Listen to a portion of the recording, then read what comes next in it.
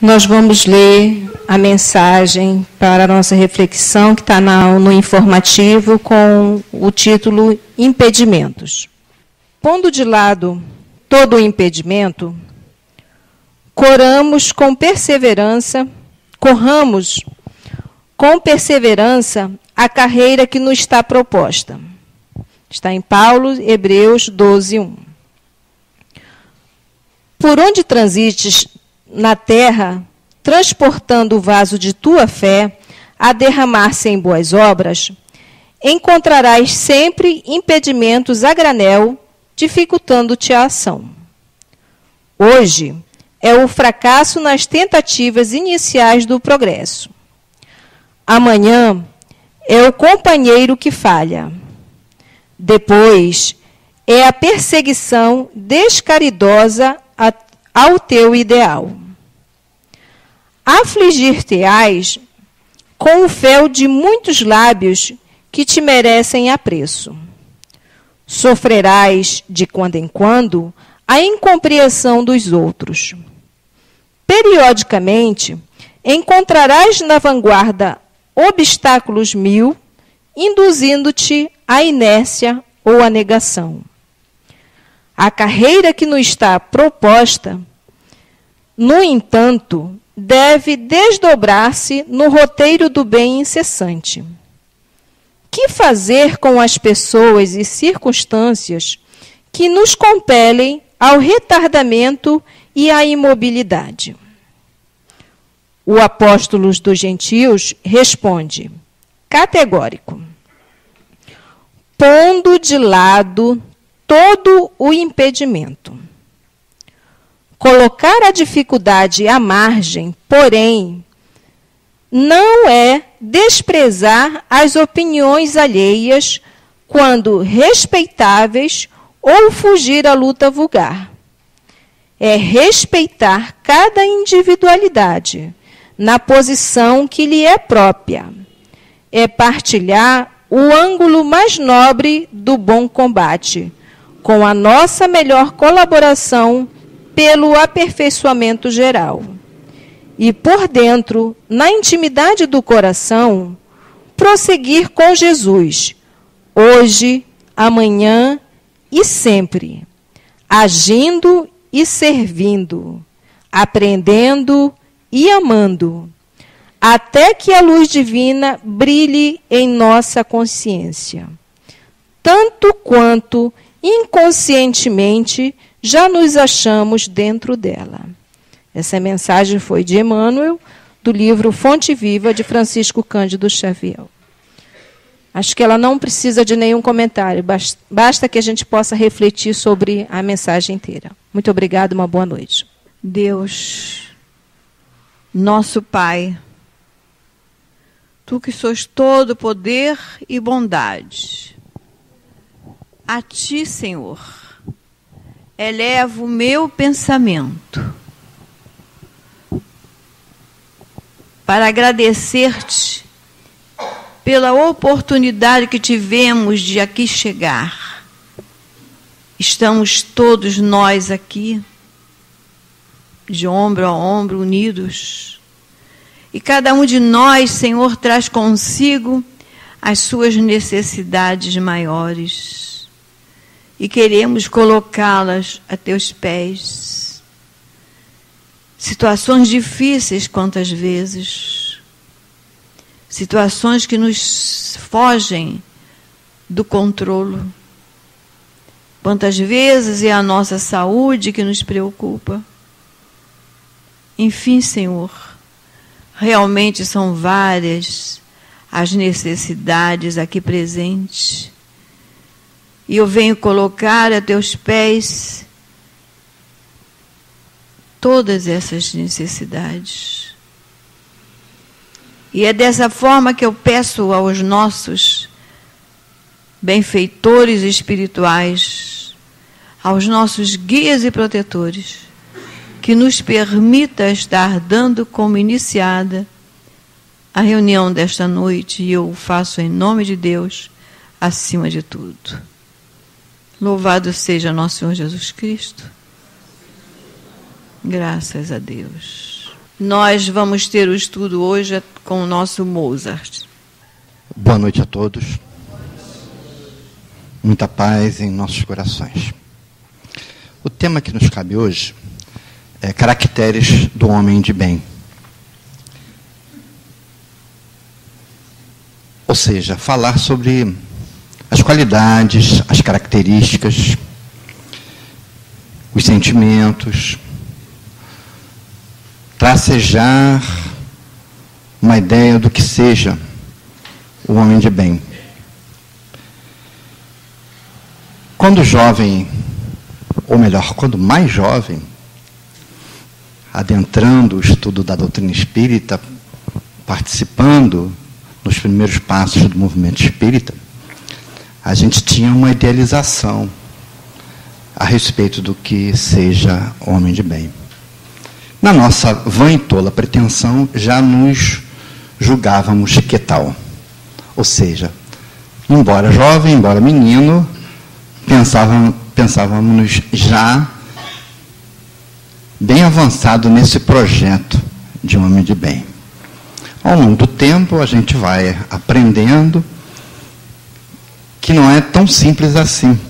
Não basta admitir a condição de espírita, não basta conhecer a doutrina espírita para nos pautar como avançados no projeto de homem de bem. Porque para nós, espíritos, ainda classificados como imperfeitos, homem de bem é um projeto que está distante. Não quero desanimar ninguém, mas precisamos ser realistas e entender que essa proposta é para ser palmilhada, é para ser buscada. Homem de bem é uma conquista. Não se assustem se eu disser que o verdadeiro homem de bem, como classifica Allan Kardec, seria Jesus. Jesus é um homem de bem, porque é um espírito puro. Somente ele se qualifica plenamente nas qualidades que nós vamos ter a oportunidade de examinar. Em seguida, poderemos pensar no outro modelo, mais próximo, mas ainda muito distante, Allan Kardec, que não é um espírito puro, mas é um espírito superior. Poderíamos pensar, mais próximos ainda, num espírito bom, que é Francisco Cândido Xavier. Vejam que eu estou seguindo a escala espírita descendo. Poderíamos pensar ainda num outro espírito, quase tão bom, que é o Bezerra de Menezes, mais próximo ainda. Mas ainda estamos bastante distantes. Vejam como é complexo alcançar essa qualificação de homem de bem. Mas nós podemos pensar num projeto. Iniciar hoje, iniciar agora. Eu já iniciei há bastante tempo. E ao longo do caminho me vejo ainda muito distante. Porque agir no bem, obrar no bem, pensar no bem, sentir no bem, viver no bem, é um desafio contínuo. E porque ainda somos classificados como espíritos imperfeitos, não mais impuro, mas ainda com algumas sujidades ou impurezas de espírito puro, de espírito impuro, prosseguimos.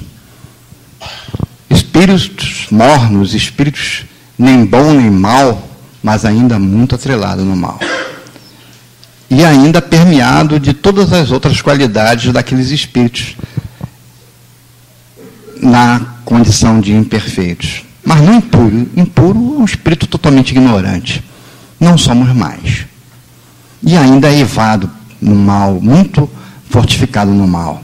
Mas o mal ainda está muito forte em nós. E o desejo do bem está permanente em nós. Não enquanto espíritos bons. Não temos esse anelo do bem como eles têm. Eles estão muito adiantados na escala do bem, na escalada do bem. E vamos então entrar no nosso tema, saindo dessa idealização, né, de homem bem, mas entendendo que nós podemos nos tornar homens de bem.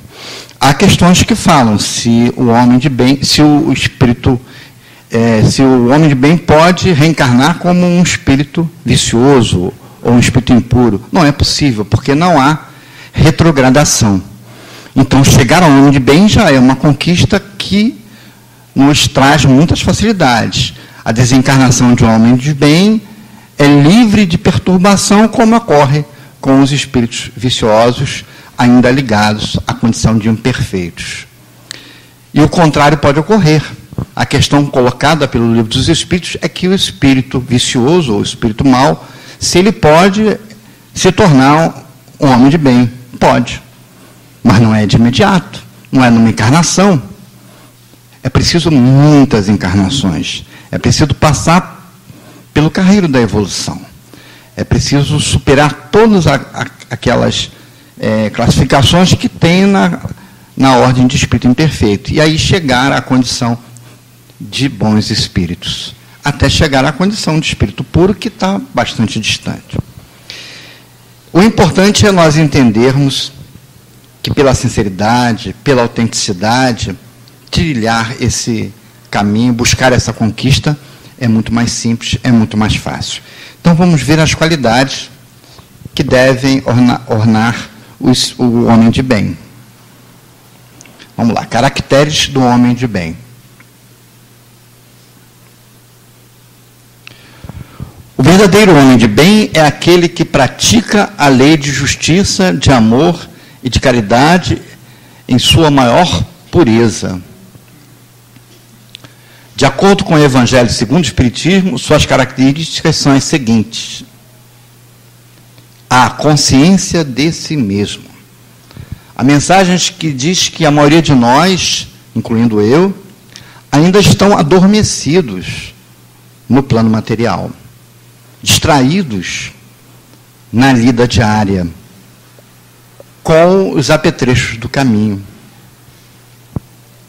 E essa consciência de si mesmo exige um aprofundamento, uma atenção plena, despertar do sono diurno, do sono diuturno, do sono diário, e que muitas das vezes acordamos do sono da noite e permanecemos adormecidos na materialidade do mundo.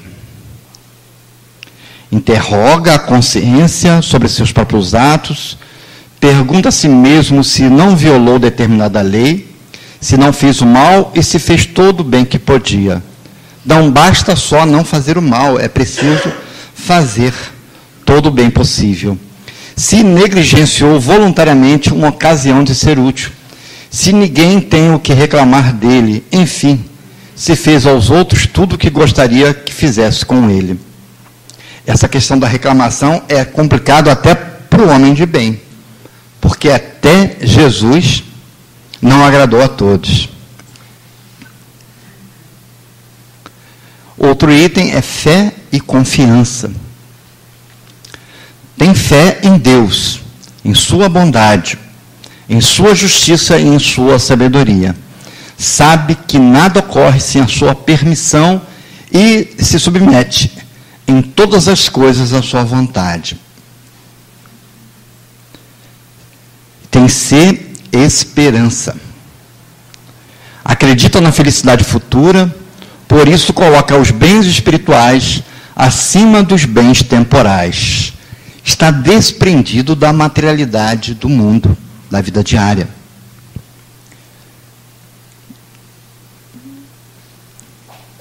De resignação. Sabe que todas as vicissitudes da vida, todas as dores, todas as decepções, são provas ou expiações, e aceita-as sem murmurar.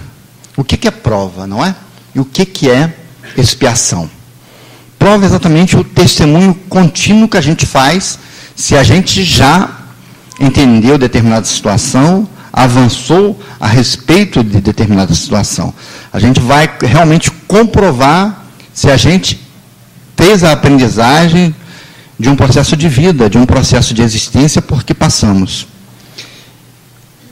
E a expiação é exatamente o resgate, é o pagamento do mal feito que fizemos em situações anteriores, em vidas anteriores, em momentos anteriores.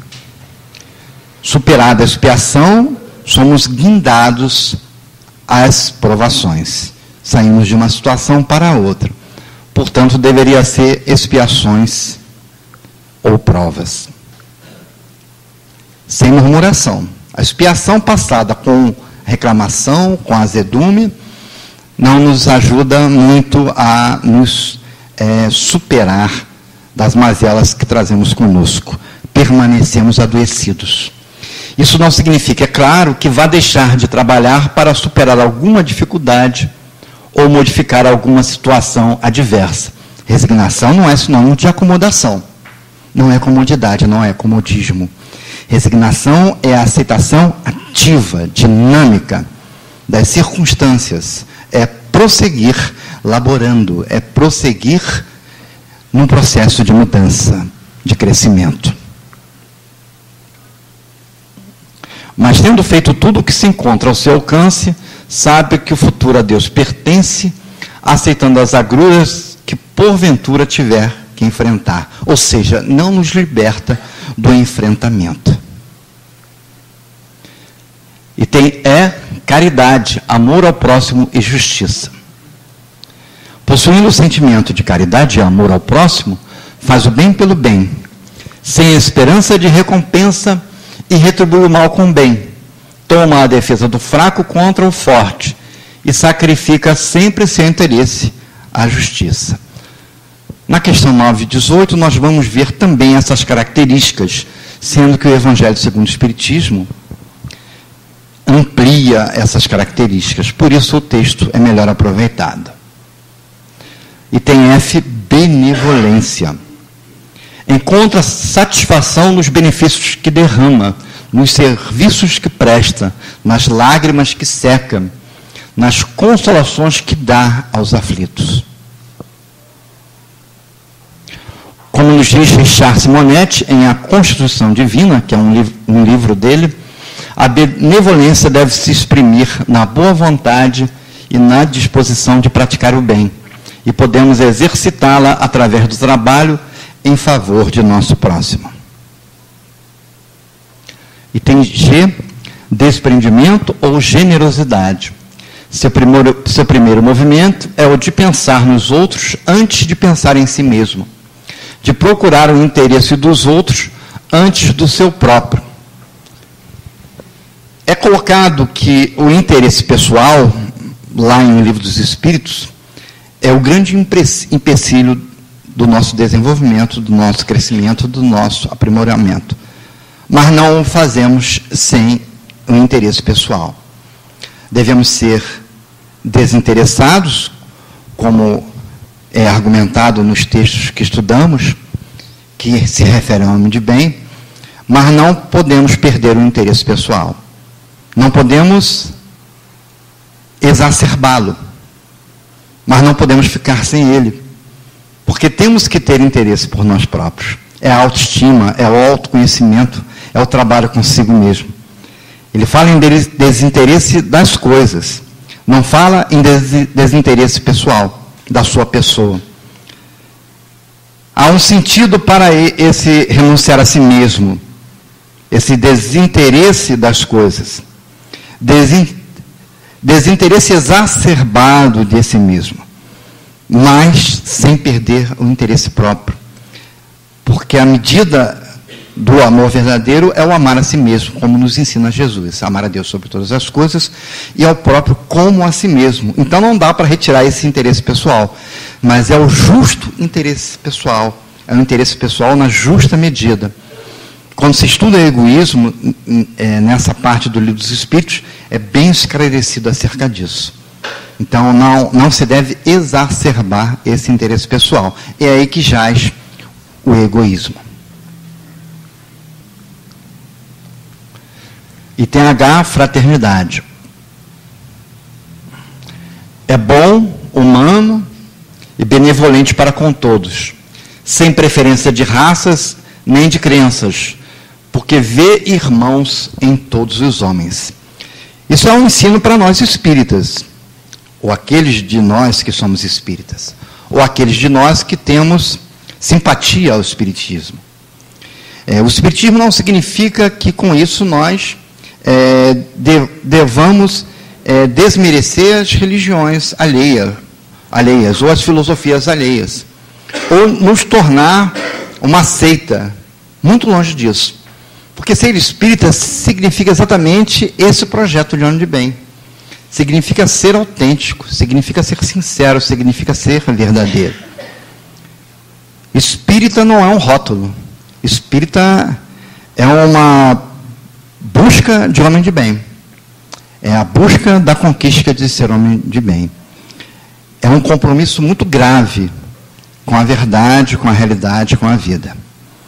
Então, não é motivo de orgulho ser espírita, é motivo de compromisso, de comprometimento, de responsabilidade.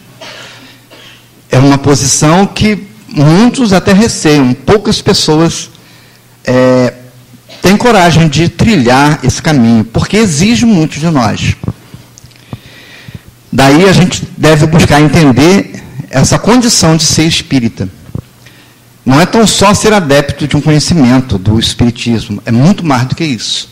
É estar ligado à causa do bem, com Jesus e com Kardec.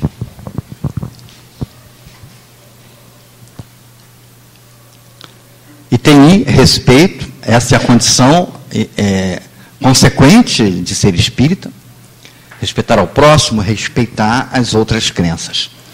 Respeita nos outros todas as convicções sinceras, inclusive do materialista histórico, do materialista científico. É importante respeitar aqueles que não acreditam naquilo que a gente não só acredita, mas tem convicção, tem certeza. É muito mais do que uma crença, o Espiritismo. É um conhecimento, é uma convicção. Respeita nos outros todas as convicções sinceras e não lança a reprovação àqueles que não pensam como ele. Até porque há muitos materialistas que vivenciam o bem.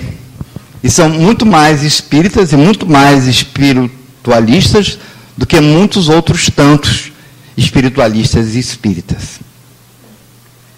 Os próprios espíritos, nesse estudo que nós estamos fazendo, informam para a gente que para ser homem de bem não precisa ser espírita, nem ser religioso de qualquer outro credo. É preciso fazer o bem. Então podemos ser materialistas, por mais que possa parecer uma incoerência, e sermos homens de bem. O foco é o bem, não é o conhecimento, não é a crença. André Luiz, em Conduta Espírita, coloca que em nenhuma circunstância devemos pretender conduzir alguém ou alguma instituição dessa ou daquela prática religiosa à humilhação e ao ridículo. O sol, em nome de Deus, ilumina o passo de todas as criaturas. Embora o exemplo se refira à religião, ele serve para toda e qualquer discussão que venhamos a participar sobre assuntos os mais diversos. Então precisamos aprender a vencer a maledicência, inclusive com relação àquelas religiões que fazem com que percamos a paciência em face de como mercantilizam a fé, o quanto seduzem as pessoas com cantilenas enganosas. Mesmo esses nós precisamos respeitar, o que é muito difícil, por sermos críticos e por exigirmos o bem em todos, por essa busca do bem. Mas precisamos nos superar, entender que estamos equivocados. Precisamos respeitar mesmo os espíritos impuros, mesmo os espíritas calcetras no mal, recalcitrantes no mal. Daí a gente entender a defesa contra a pena de morte, pelo amor à vida, como propõe o trabalho de teatro que fala a vida por um fio, também envolve a questão da pena de morte. O sol, em nome de Deus, ilumina o passo de todas as criaturas. Embora o exemplo se refira à religião, ele serve para toda e qualquer discussão que venhamos a participar sobre os assuntos mais diversos. E respeitar significa, etimologicamente, olhar para. Precisamos ter atenção para com todos. Devemos aprender a respeitar a opinião de nosso irmão, lembrando que todos nos encontramos em níveis de evolução diferentes, portanto, com níveis de compreensão também diversos. E também, no estudo da doutrina, nós vemos companheiros no movimento espírita com postura bastante equivocada. Também com esses nós devemos ter paciência. O equívoco das suas conclusões tem exatamente a ver com a questão do amadurecimento do senso moral. Estamos, muitos de nós, na mesma escola, mas em níveis evolutivos diferentes, tirando conclusões diferenciadas. Muitos de nós adentramos a doutrina espírita e, com pouco tempo de estudo, já nos arvoramos em conhecedores. Enquanto muitos de nós, com décadas de estudo, chegamos à conclusão de que temos muito a aprender. Temos muito ainda a estudar. Estamos começando novamente, porque há outras angulações que ainda não tínhamos percebido. A cada vez que a gente estuda a doutrina, a gente descobre uma nova maneira de entender, uma nova maneira de vivenciar, porque o conhecimento espírita toca em questões profundas do nosso crescimento espiritual.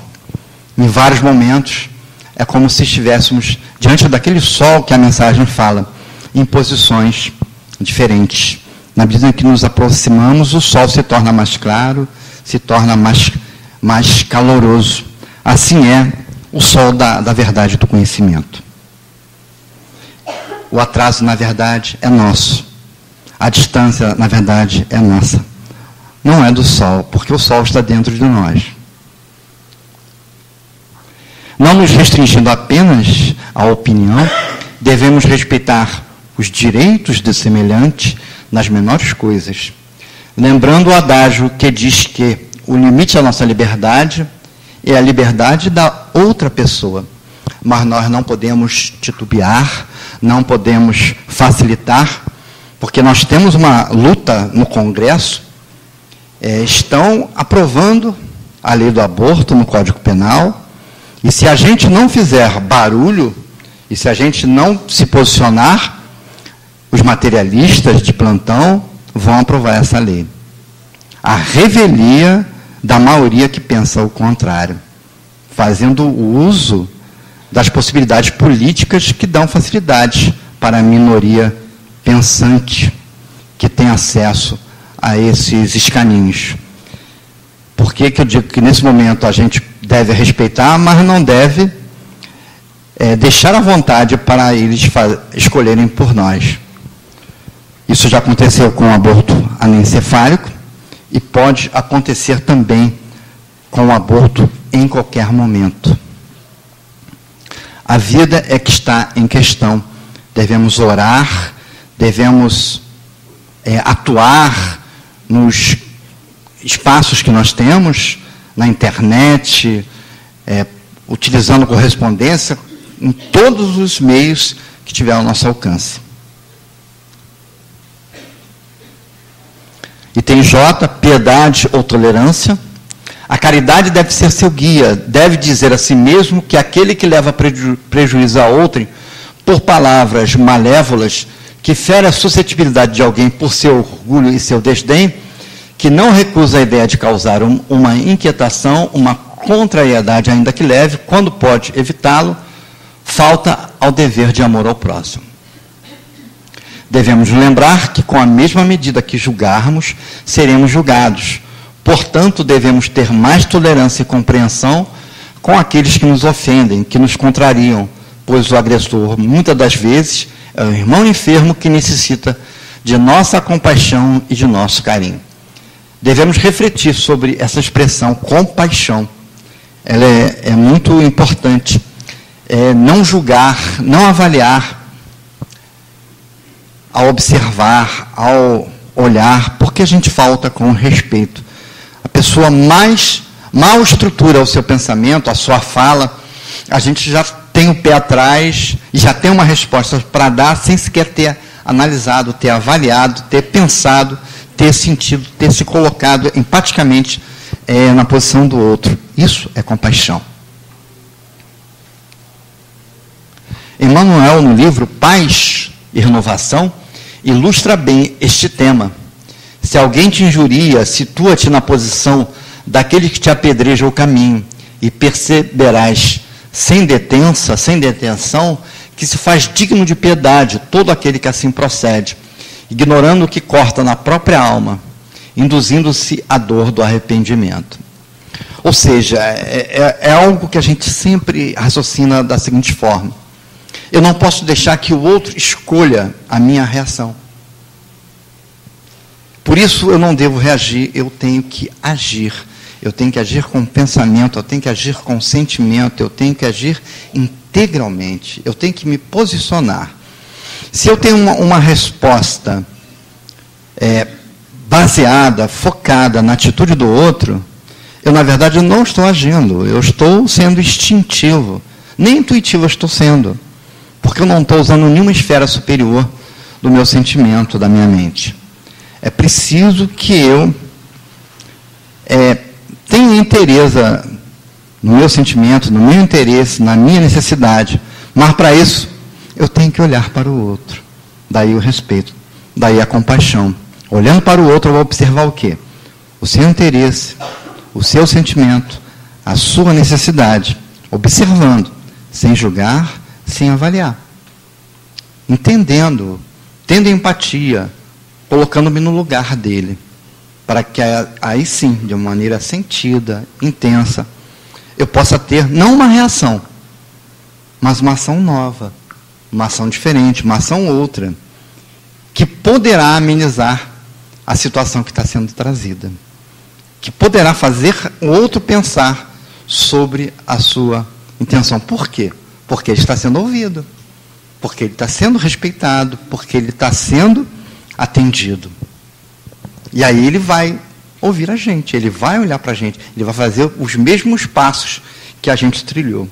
Ele vai perceber o interesse, ele vai perceber o sentimento, ele vai perceber a necessidade que tange aqui no nosso peito. Vê como é o processo? Ele é simples e, ao mesmo tempo, ele é complexo. Porque ouvir e falar são duas coisas que nós não sabemos fazer. Fala-se muito hoje na necessidade do diálogo, da conversa, e muitas das vezes a gente fica só na conversa, desculpe o termo, fiada, na conversa vazia, na conversa mal baratada, na conversa que na verdade é um monólogo, é uma perda de tempo, porque diálogo engloba duas pessoas em profunda interatividade. Nós não sabemos ainda fazer isso, pela profunda dificuldade que a gente tem de ouvir o outro. E até de ouvir a si próprio. E, sobretudo, se a gente tem dificuldade de ouvir a si mesmo e de ouvir o outro, temos dificuldade de falar conosco próprio, consigo mesmo, e de falar com o outro. Normalmente as palavras, os pensamentos, são movidos de pressa, de apreensão, de busca de algo que ainda não aconteceu e que provavelmente está prejudicado de acontecer, porque não está fundamentado no sentimento, no interesse, na necessidade. Ou seja, não tem planejamento, não tem uma visão de profundidade. É como aquela parábola do semeador, que tem vários terrenos, e um terreno é rochoso, o outro é espinhoso, e aí a terra ela é pouca, não fertiliza, a planta não cresce, a semente não cresce, a semente não dá planta, não dá folha, não dá fruto. É preciso que a gente aprenda com a parábola do semeador a vivenciar na nossa relação familiar, na nossa relação em sociedade, em profundidade, desenvolvendo a nossa pessoa na relação com a pessoa do outro, a partir do respeito, a partir desse movimento de observar, sem julgar, sem avaliar, sem preconceito. Está dando para entender? Estamos falando das características do homem de bem. Mas é preciso essa profundidade na nossa vivência, na relação com o outro. Porque senão fica muito no teórico, fica muito no valor mal entendido. Perdão, que tem a ver com compreensão. A exemplo de Jesus, perdoa esquece as ofensas e não se lembra senão dos benefícios, porque sabe que lhe será perdoado como ele próprio houver perdoado. Não tem ódio, nem rancor, nem desejo de vingança. Indulgência é clemência e misericórdia para com as imperfeições alheias, e que o exercício da indulgência se faz através da solidariedade em face das limitações e fraquezas do próximo, evitando discriminá-lo. Eu entendi que o mal, aquele mal pesado, aquele mal intenso, é próprio de espírito impuro. Por isso, eu tenho recusado esse adjetivo de espírito impuro, porque estamos distantes disso. Tanto quanto estamos distantes desse ódio. Mas não estamos livres de algum tipo de ódio, ou de raiva, ou de rancor. Precisamos muito trabalhar isso.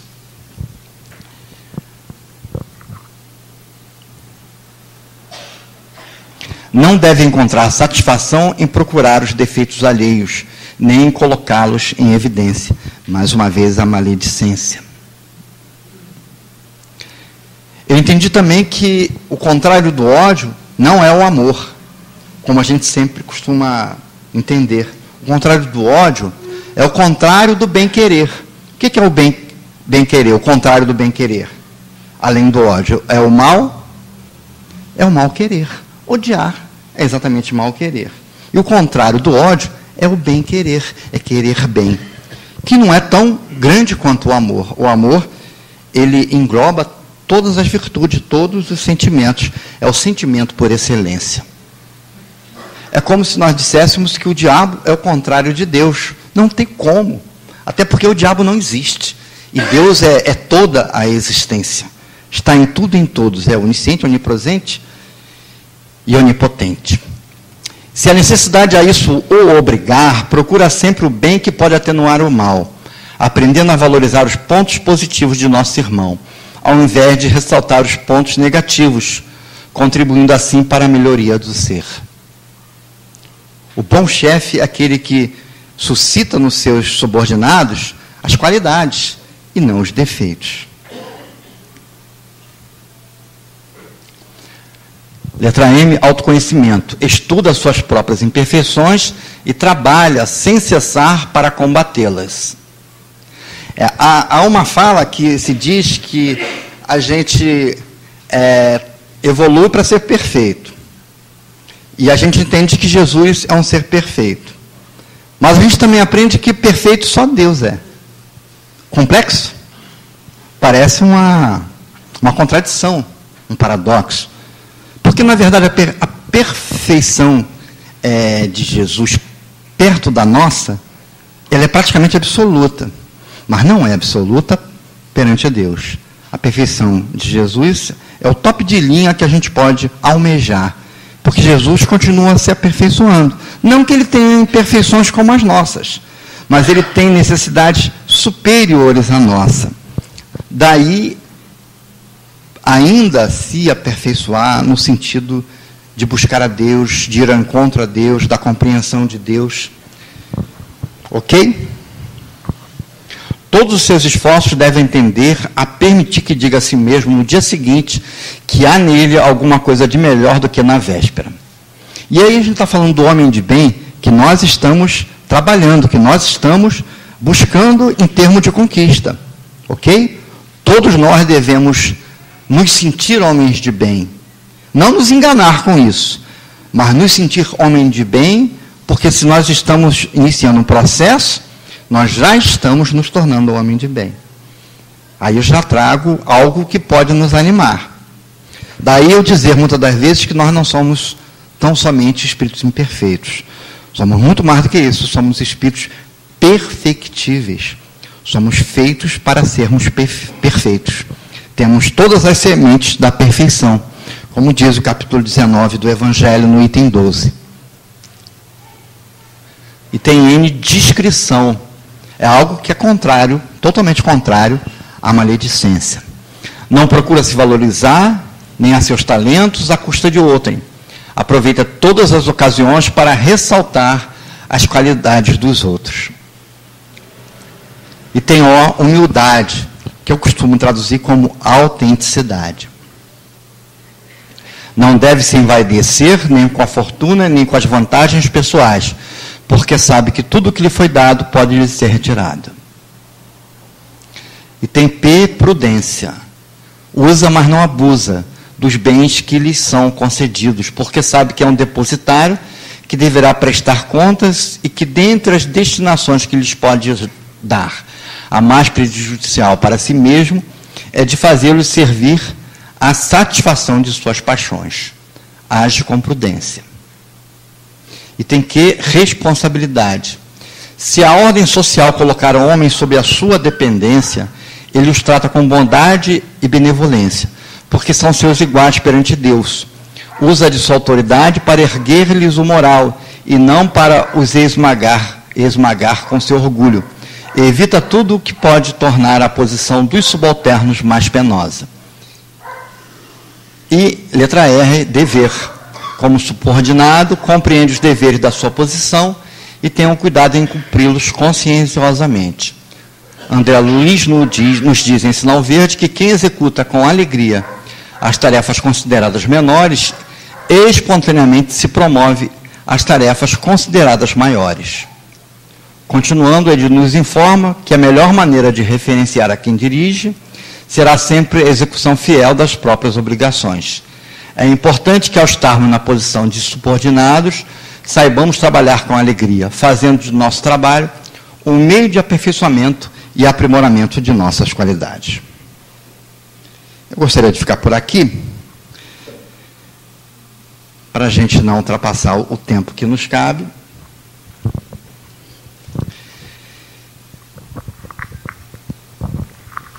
E mencionar que, embora eu tenha dito que nós estamos longe de ser homens de bem, nós devemos trabalhar muito esse processo. Somos um projeto de homem de bem. E, basicamente, é esse o sentido que Jesus traz para nós, sentido de vida, norte de vida. Em várias ocasiões, os Espíritos nos ensinam que a finalidade principal, precípua da vida é fazer o bem. Portanto, ser homem de bem é a nossa proposta de trabalho ao longo das diversas reencarnações. Nós fomos feitos para o bem. E o processo do bem é exatamente o processo em que a gente se desenvolve.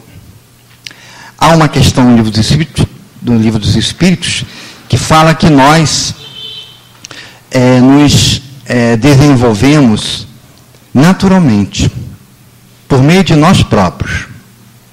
É um processo natural.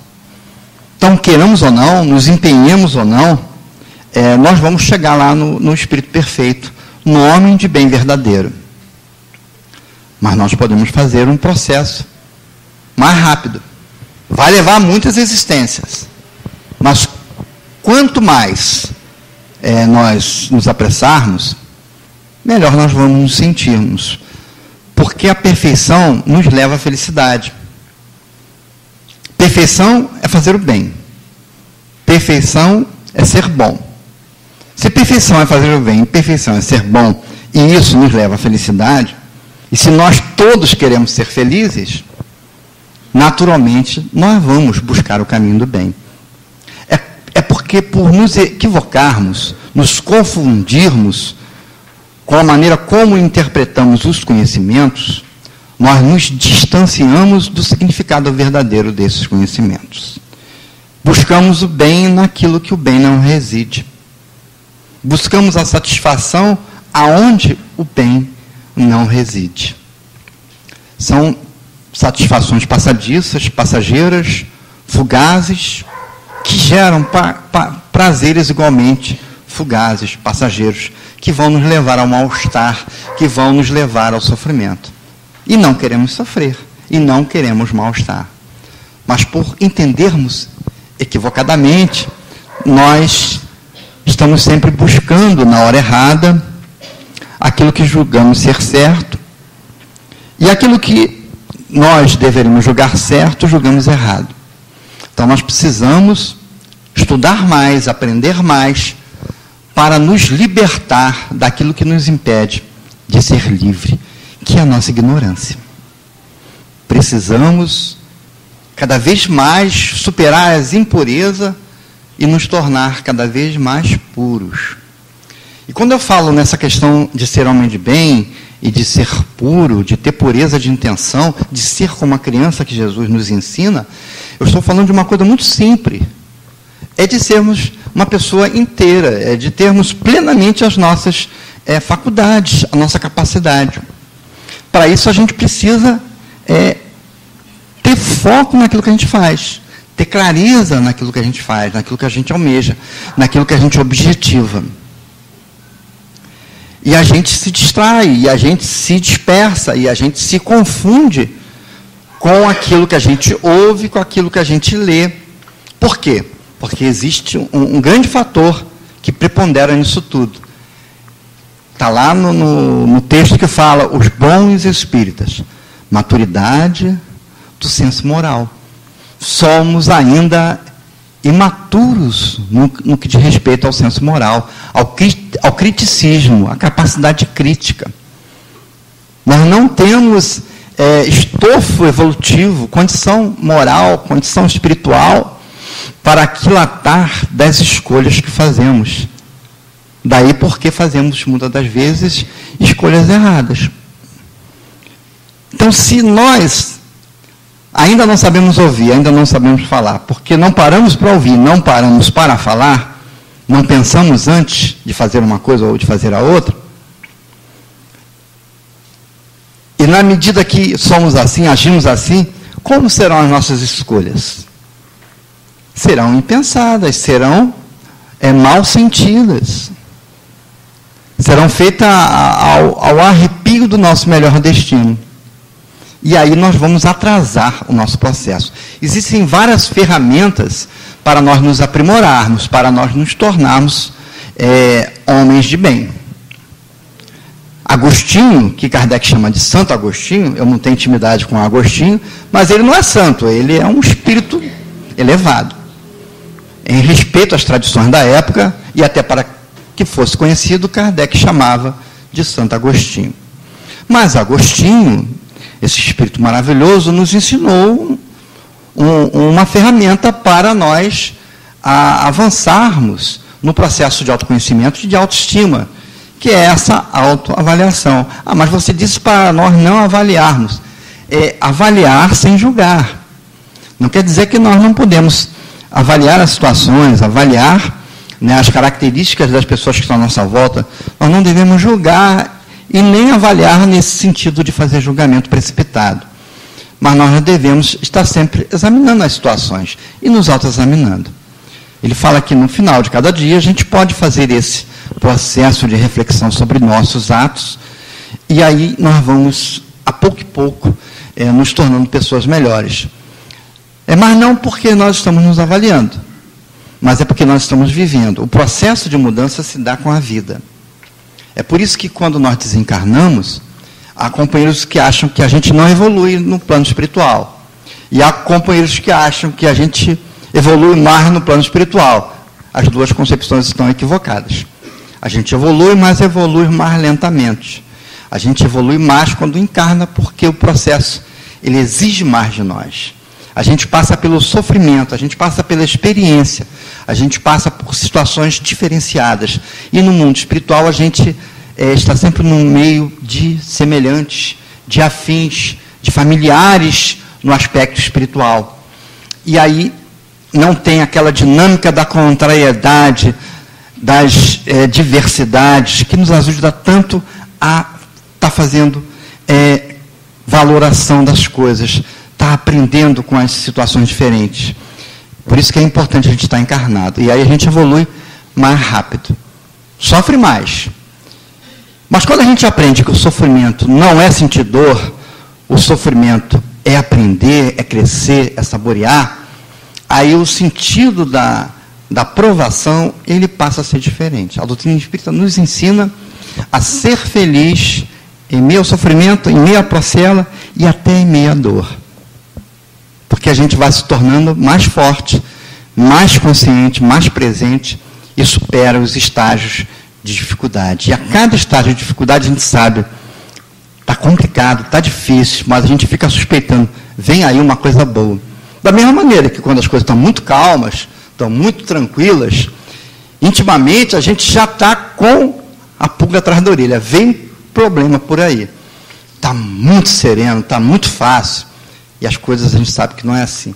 Quanto mais a gente vai envelhecendo fisicamente, porque a gente não precisa envelhecer espiritualmente, por isso eu disse que eu não sou mais tão jovem, mas continuo ainda jovem. Ser jovem é um estado, né, de mente, de espírito. Aí a gente começa a compreender que a gente saboreia a experiência. Como é que eu vou saborear um câncer, né? Não dá para saborear o câncer. Por que não? Eu estou sendo curado. A doutrina espírita nos ensina isso. Eu não estou doente, eu estou sendo curado. É preciso ter uma visão espírita muito, né, vamos dizer assim, concreta, para ter esse olhar espírita de uma doença como essa. Só de ter notícia a gente já cai para trás. Não é? E aí a gente vê um ícone como o Oscar, né, dar essa aula para a gente. Né? Será que esse cidadão é espírita? Precisa ser, né, espírita para ser homem de bem? Ele está bem no projeto de homem de bem. Né? Não só porque ele era um craque no basquetebol, mas porque ele é um craque na vida. Né? Ele dá aula de vida para muita gente. Por isso que eu disse, né, a gente não precisa julgar que precisa ser espírita para ser homem de bem. Eu fico com o exemplo do Oscar, que a gente possa vencer, né, todas as nossas dificuldades com esse olhar, com esse sorriso do Oscar. Jesus nos abençoe, nos ilumine, e que cada um de nós que está enfrentando uma dificuldade, cada um sabe o tamanho da sua dificuldade, né, Jesus possa nos auxiliar a superá-las.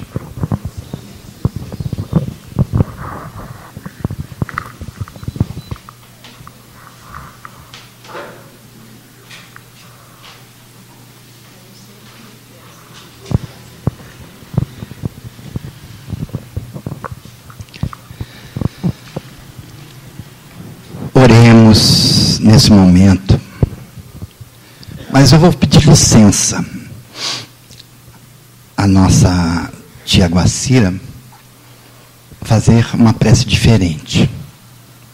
Eu vou pedir que a gente não peça individualmente pela gente, que a gente não peça individualmente pelas pessoas que nos são caras. Eu vou pedir que a gente peça pelos nossos adversários, pelos nossos inimigos, pelos inimigos e adversários daqueles que estão ao nosso lado. Vamos fazer uma prece de amor por esses companheiros, liberando do nosso sentimento, do nosso coração, esse sentimento que nos adoece, que é o sentimento de ódio e de mal querer. Vamos fazer uma prece de perdão. Jesus querido, como tu dissestes ao Pai, perdão para aqueles, perdão para nós, assim como perdoaste os que nos ofendem, nós pedimos pelo que nos ofendem, para que nós possamos, nós próprios, nos perdoar. Jesus querido, pedimos que possamos perdoar aqueles que nos ofenderam, que nos têm ofendido e que vão nos ofender. Senhor Jesus, todos nós trazemos dificuldades, todos nós trazemos limitação, mas todos nós trazemos potencialidade de virtudes. Todos nós trazemos Deus no nosso coração. Todos nós trazemos amor no nosso coração. Mas precisamos caminhar para Deus no nosso coração. Precisamos caminhar com o amor e para o amor em nosso coração. Assim, Jesus, que possamos perdoar a todos aqueles que nós temos ofendido. Que o teu amor, Jesus querido, que o amor de Deus nos ajude com o nosso amor dissolver esse perdão. E que a saúde advinda dessa libertação, dessa renúncia ao mal que prevalece em nós, possa nos contagiar de luz. Essa luz que é Deus, essa luz que é o amor de Deus em nossas vidas. Envolve essas energias bênçãs que nos serão destinadas, que possam ser centuplicadas na direção dos nossos adversários, dos nossos inimigos soezes, dos inimigos e dos adversários, dos nossos irmãos de convivência fraterna. Ampara-nos, Senhor, a todos nós, espíritos imperfeitos, em processo de aperfeiçoamento. A tua paz seja nesta casa maravilhosa, que é a tua casa, Senhor, casa de esperança, casa de trabalho. Na esperança e na fé e na confiança e na força do trabalho, nós podemos superar tudo o que nos impede de crescer. Paz em nome de nosso Senhor Jesus Cristo. Graças a Deus. Senhor, iluminados estamos. Te agradecemos pela oportunidade de termos vindo à tua casa, Senhor.